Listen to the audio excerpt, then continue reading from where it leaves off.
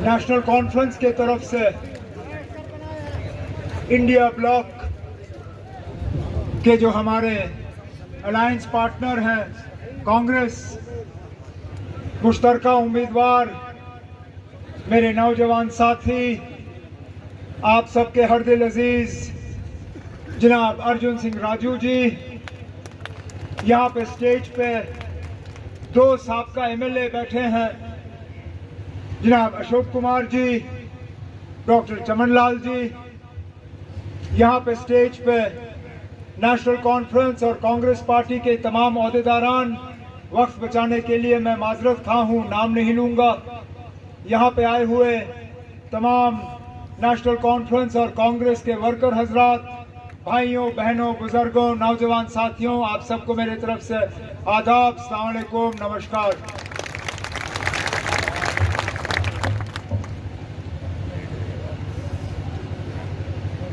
ठीक इसी तरह कोई 3-3.5 महीने पहले मैं इसी इलाके से गुजरा।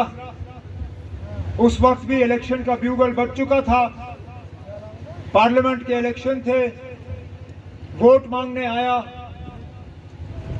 बानिहाल से शुरू किया, रामसू, रामबन से होते हुए चंद्रकोट, बटोट और आगे निकला। जगह जगह अपने साथियों से मिला, कांग्रेस के वर्करों से मिला और मैंने लोगों से वोट की गुजारिश की। उस वक्त उम्मीदवार कांग्रेस का था, मशीन पे नेशनल कॉन्फ्रेंस का निशान था नहीं। मैंने अपने साथियों को उस वक्त कहा कि जब आप जाओगे पोलिंग बूथ में, आप हल का बटन ढूंढोगे, लेकिन हल का बटन आपको दिखेगा नहीं, वहां हाथ का बटन होगा। आप हाथ का बटन को ही हल समझ के उसको कामयाब करिएगा। इस इलेक्शन में हालात बिल्कुल अलग हो गए हैं। इस इलेक्शन में मेरे कांग्रेस के दोस्त जो हैं पोलिंग बूथ में जाएंगे, वो वहां हाथ का बटन ढूंढेंगे, लेकिन हाथ का बटन उनको मिलेगा नहीं। इस इलेक्शन में मेरी उनसे मोतबाना गुजारिश है कि आप हल के बटन को देख के, उसको हाथ का समझ के, उसको दबा के जनाब राजू साहब को यहां से कामयाब करके भेज दें। हम दोनों एक साथ आए यहां जम्मू कश्मीर को बचाने के लिए, जम्मू कश्मीर को इस मुश्किलात से निकालने के लिए। ये सही है कि 90 सीटों में से 90 के 90 पे हम फैसला कर नहीं सके। 4-5 ऐसी सीटें हैं जहां पे हमने दोस्ताना लड़ाई लड़ने की बात की। एक हमारा साथी ऐसा है जो दोस्ताना भूल गए और सिर्फ लड़ाई में उतर आए, लेकिन कोई बात नहीं ना, हो जाता है कभी कभार। लेकिन आमतौर पर अगर आप देखें, जम्मू कश्मीर में हर जगह नेशनल कॉन्फ्रेंस और कांग्रेस के वर्कर, ओहदेदारान, दिल्ली से आए हुए लीडर, तमाम जो हैं आज इस अलायंस की कामयाबी पे जमीनी सतह पे काम करके एक दूसरे के उम्मीदवारों को कामयाब करने पे लगे हुए हैं। यहाँ स्टेज पे कई सारे दावेदार हैं जो इस इलेक्शन से पहले मैंडेट हासिल करने की बात कर रहे थे, शायद एक तरफ से हक भी रखते थे, दावे भी किए, लेकिन मैं इन सबको दिल की गहराइयों से शुक्रिया और मुबारक करना चाहता हूं। जिस तरह आज सब एकजुट होके, चाहे वो नेशनल कॉन्फ्रेंस के मेरे साथी हो जो दाएं बाएं मेरे खड़े हैं, चाहे कांग्रेस के हमारे साथी हैं जो यहाँ बैठे हैं, जैसे ही अर्जुन सिंह राजू जी के हक में अलायंस के मैंडेट का ऐलान हुआ, ये सब एक स्टेज पे आ गए और अर्जुन की कामयाबी के लिए मेहनत करना शुरू किया।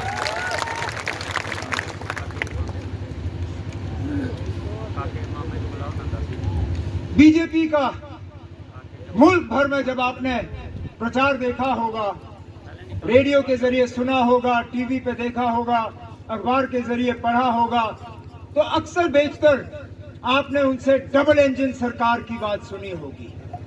वो कहते हैं कि डबल इंजन को जी वोट दो तो दुगना जो है आपकी तरक्की होगी। कहते ठीक है ना, क्योंकि अगर रेलगाड़ी पे सिंगल इंजन हो तो रफ्तार कम होती है, रेलगाड़ी पे डबल इंजन लगाओ तो रफ्तार थोड़ी बढ़ जाती है। लेकिन मैं मजबूर होता हूं पूछने पे अपने बीजेपी के साथियों को कि हमने तो पिछले 10 साल से जम्मू कश्मीर में आपकी डबल इंजन सरकार देखी। 2015 में अल्लाह मगफिरत करें, पहले आपने मुफ्ती मोहम्मद सैयद साहब और बीजेपी दोनों मिलकर हुकूमत करने लग गए। उसके बाद महबूबा मुफ्ती साहिबा और बीजेपी मिलकर हुकूमत की। 18 के बाद राजभवन में उनका नुमाइंदा आया, चाहे वो सत्यपाल मलिक की सूरत में हो, चाहे मुर्मू की सूरत में हो, चाहे अभी हमारे मनोज सिन्हा साहब की सूरत में हो, भेजे तो दिल्ली ने। कहने का मतलब ये है कि अब 10 साल हो गए हमें यहाँ जम्मू कश्मीर में बीजेपी की डबल इंजन सरकार देखते हुए। खुदारा मुझे बताइए ना, दुगनी तरक्की तो छोड़िए, कहीं पर तरक्की ही दिखाएं तो मैं कहूंगा ना हाँ इस डबल इंजन सरकार का हमें कहीं फायदा हुआ है। यहाँ जितने भी प्रोजेक्ट हैं छोटे बड़े, वो सब उनके वक्त से पहले। अगर हम बगलिहार की बात करें, फेज 1 फारूक साहब के दौर में, फेज 2 मेरे वक्त में। अगर हम यहाँ डबल लेन हाईवे की बात करें, डॉक्टर मनमोहन सिंह साहब ने ये प्रोजेक्ट मंजूर करवा के इस पे काम शुरू करवाए। अगर हम रेलवे की बात करें तो वो कौन सा ऐसा प्रधानमंत्री है इंदिरा गांधी साहिबा के बाद जिन्होंने इस रेल के साथ जो है कहीं ना कहीं संग बुनियाद ना रखा हो। चाहे वो इंदिरा गांधी जी हो, नरसिम्हा राव साहब हो, अपने आई.के. गुजराल साहब हो, देवेगौड़ा साहब हो, वाजपेयी साहब हो, डॉक्टर मनमोहन सिंह साहब। कहने का मतलब मेरा ये है कि जिस रेल की भी आज ये बात करते हैं कि आज हम रेल को जम्मू से जोड़ेंगे, ये रेल का काम भी इंदिरा गांधी साहिबा के वक्त से शुरू होके अब मुकम्मल होने जा रही है। ठीक यहाँ जिला मिला, जिला के लिए भी पैसे का जो है मंजूरी दिल्ली में तब डॉक्टर मनमोहन सिंह साहब की सरकार थी, सोनिया गांधी साहिबा यूपीए की चेयरपर्सन थी, उन्होंने वहां पे दस्तखत किया तो यहाँ रामबन में आपको जिला मिला। जब नए एडमिनिस्ट्रेटिव यूनिट बनने थे, नए एडमिनिस्ट्रेटिव यूनिट जब मैं मुख्यमंत्री वजीर आला था, अशोक कुमार जी हमारे साथ एमएलए थे, डॉक्टर चमन लाल जी हमारे साथ साथी थे, उस वक्त नए एडमिनिस्ट्रेटिव यूनिट बने। आज बीजेपी के हवाले से हम पूछते हैं, जब आप जरा पूरे रामबन जिले में हमें कोई ऐसा काम दिखाइए जो आपके दौरे हुकूमत में शुरू की हुई हो। बगलिहार फेज 3 कहीं नहीं, सावला कोट का प्रोजेक्ट कहीं नहीं, मेडिकल कॉलेजेस की बात की जाती है। अपने हमारे नौजवान साथी अर्जुन ने अपनी अपनी तकरीर में कहा कि यहाँ पे भी रामबन का हक बनता है कि एक गवर्नमेंट मेडिकल कॉलेज रामबन में खुलना चाहिए ताकि आप लोगों को थोड़ी सी राहत मिले। अरे बड़ी चीजें तो क्या, यूनिवर्सिटी का कैंपस तो खुल जाता।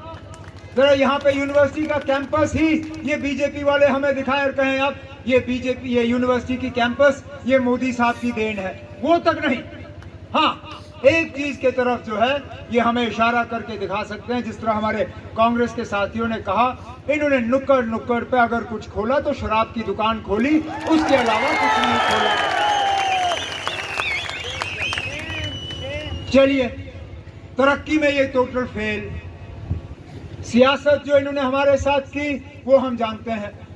जम्मू कश्मीर के 2 हिस्से हुए, जम्मू कश्मीर को रियासत के दर्जे से निकाल के यूटी का दर्जा दिया, कहा हम तरक्की करेंगे, इसके बाद हमारे बच्चों को रोजगार मिलेगा, हमारे यहाँ फैक्ट्रियां लगेंगी, यहाँ बाहर से इन्वेस्टमेंट आएगा। आज रामबन की सरजमीन पर खड़े होके मैं इन बीजेपी वालों से पूछता हूँ, ठीक है रियासत के आपने 2 हिस्से किए, हमें यूटी बनाया, 6 साल 2018 के बाद तक से आज तक आपने हमें इलेक्शन से महरूम रखा। खुदारा हमें बताइए ना, इसके बरक्स हमारे नौजवानों को कौन से नौकरियां मिली, कौन सा यहाँ नया फैक्ट्री लगा, कौन सा कारखाना आया, बाहर से कौन से अंबानी अदानी साहब यहाँ आए जिन्होंने यहाँ पे कोई इन्वेस्टमेंट किया, जरा सा भी नहीं। तो ये किस लिए समझ में नहीं आता। आज नेशनल कॉन्फ्रेंस और कांग्रेस के ऊपर हमारे होम मिनिस्टर साहब इल्जाम लगाते हैं, कहते हैं अगर ये लोग आएंगे तो जम्मू कश्मीर में नए सिरे से मिलिटेंसी शुरू होगी, बंदूक आएगा। मैं होम मिनिस्टर साहब को याद दिलाना चाहता हूं, वो जरा मुकाबला करें। हमारी जब 2014 में हुकूमत यहां से गई, जम्मू के हालात क्या थे और आज हालात क्या है। हमने पूरे जम्मू क्षेत्र को लगभग पूरी तरह से मिलिटेंसी से मुक्त किया हुआ था।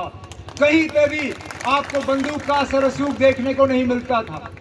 आज हकीकत यह है कि आप कोई भी इलाका देखिए, चाहे चिनाब की घाटी हो, चाहे पीर पंचाल हो, चाहे रियासी हो, उधमपुर हो, जम्मू हो, सांबा हो, कठुआ हो, कोई भी जिला ले लीजिए, वहां कहीं ना कहीं आपको आतंकवादी हमलों की खबरें जो है आती रहती हैं।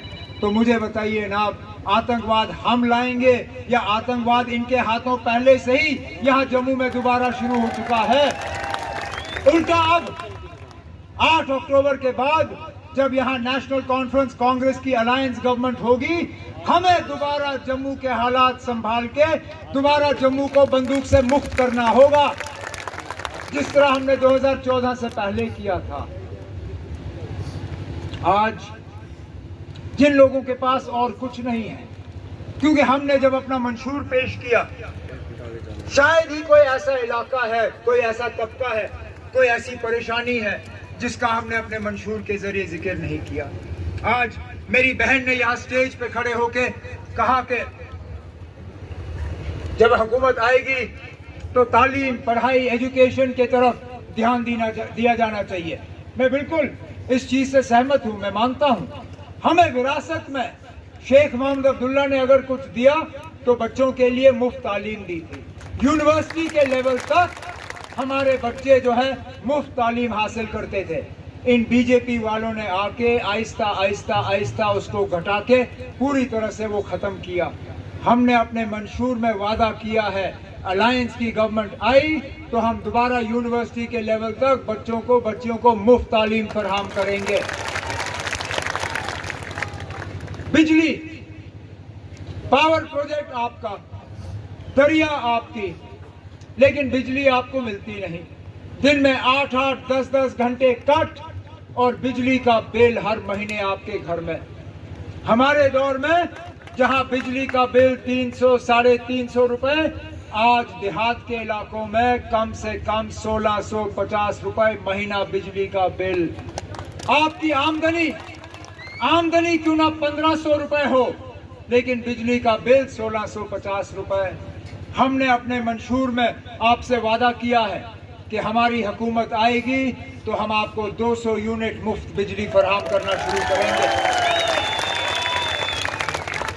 मैं इन बीजेपी वालों से पूछना चाहता हूं, खासकर अपनी माओ बहनों की वसादत से, एक स्कीम था जिसमें वजीर आजम साहब ने गैस के चूल्हे बांटे।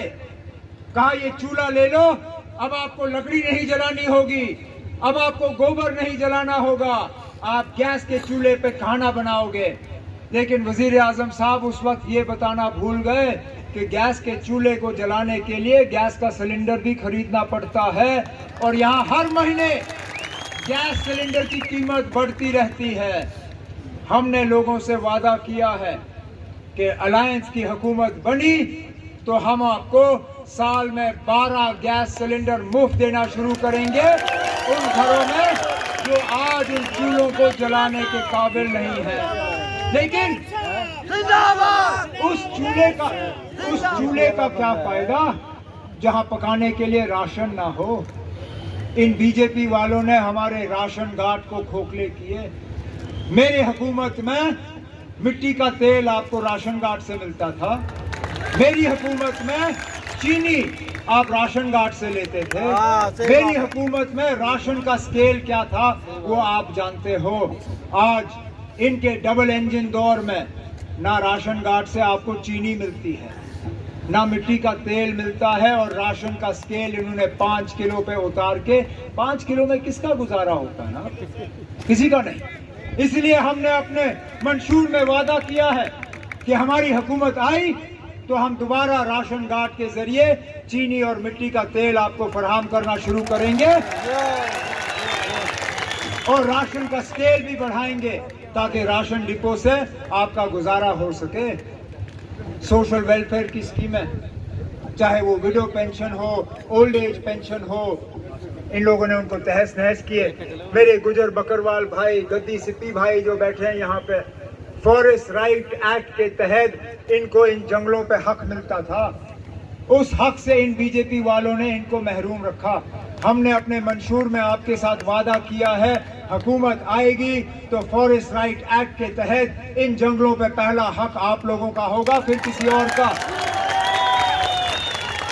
और इसी तरह प्रोजेक्ट, मैं तो कहता हूँ क्या फायदा इस प्रोजेक्ट का अगर इस प्रोजेक्ट में हमारे नौजवानों को नौकरी ना मिले। इन फ्लाईओवरों से हमारी दुकानें बैठ जाती हैं। जहां आपका होटल चलता था, अब गाड़ी ऊपर से ही जाती है तो आपका होटल ठप। कोई यहाँ रुक के खाना खाता था, चाय का कप पीता था, अब वो आपकी दुकानों से ऊपर ही गुजर जाते हैं। नीचे कोई रुकता नहीं, ना कोई चाय पीता है, ना कोई मिठाई खरीदता है, ना कोई आपके लिए रुकता है। कम से कम इस प्रोजेक्ट में किसी को अगर रोजगार मिलता तो उसका कुछ तो फायदा बनता। अब मेरे साथी ने यहाँ कहा कि हमें 20-30% नौकरी। अरे 20-30 क्यों जनाब, मैं तो कहता हूँ 70-80% नौकरियां हमारे नौजवानों के लिए होने चाहिए। आखिरकार पहाड़ हमारे, दरियाएं हमारी। जब ये टनल बनाने के लिए ब्लास्टिंग करते हैं तो दिल्ली वालों के मकान नहीं हिलते, मकान आपके हिल जाते हैं। क्रैक आपकी मकानों पे पड़ते हैं, स्लाइड आपके पहाड़ों का होता है, नुकसान आपका होता है। अगर नुकसान आपका होता है तो रोजगार पे पहला हक भी आपका ही होना चाहिए।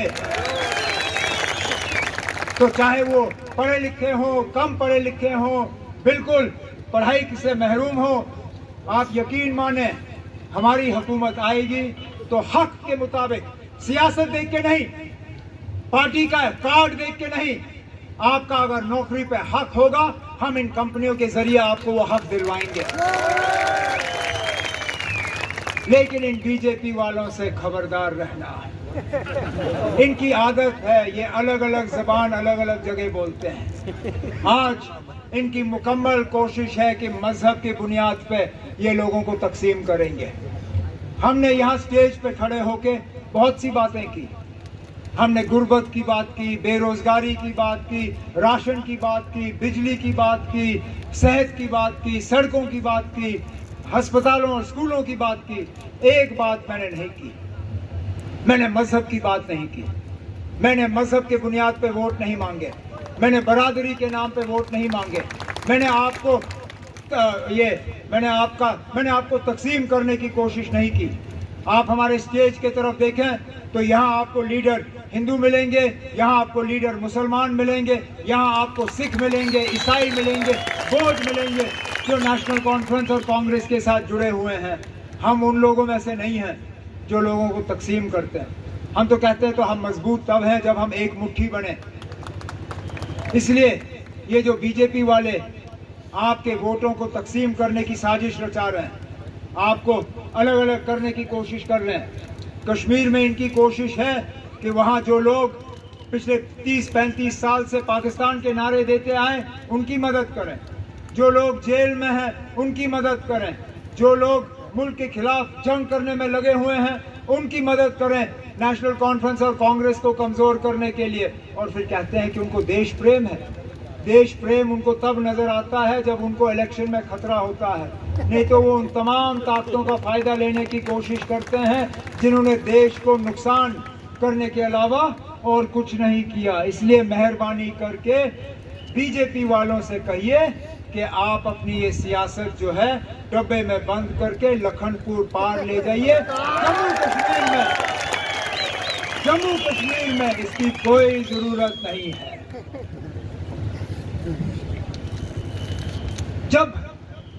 और मैं इसी बात पे अपनी तकरीर खत्म करूंगा क्योंकि इस तड़पती हुई धूप में मैं आपको और ज्यादा तंग करना नहीं चाहता हूं। जब नेशनल कॉन्फ्रेंस में मैंडेटों की बात आ रही थी तो मैं अपनी जगह समझ नहीं पाया कि तंजीम का इतना बड़ा हिस्सा जो है वो अर्जुन सिंह राजू के मैंडेट के पीछे क्यों है। और इसमें बिना मजहब मिल्लत, बिना बरादरी, बिना और कुछ देखे हुए तंजीम में बहुत बड़ा ऐसा तबका था जो ये कह रही थी कि अर्जुन सिंह राजू जो हैं वो नेशनल कॉन्फ्रेंस के लिए यहाँ रामबन से सबसे बेहतर उम्मीदवार होंगे। आज इस जलसे को देख के मुझे ये यकीन हुआ कि वाकई हमने इनको मैंडेट देके सही फैसला किया है। जिंदाबाद।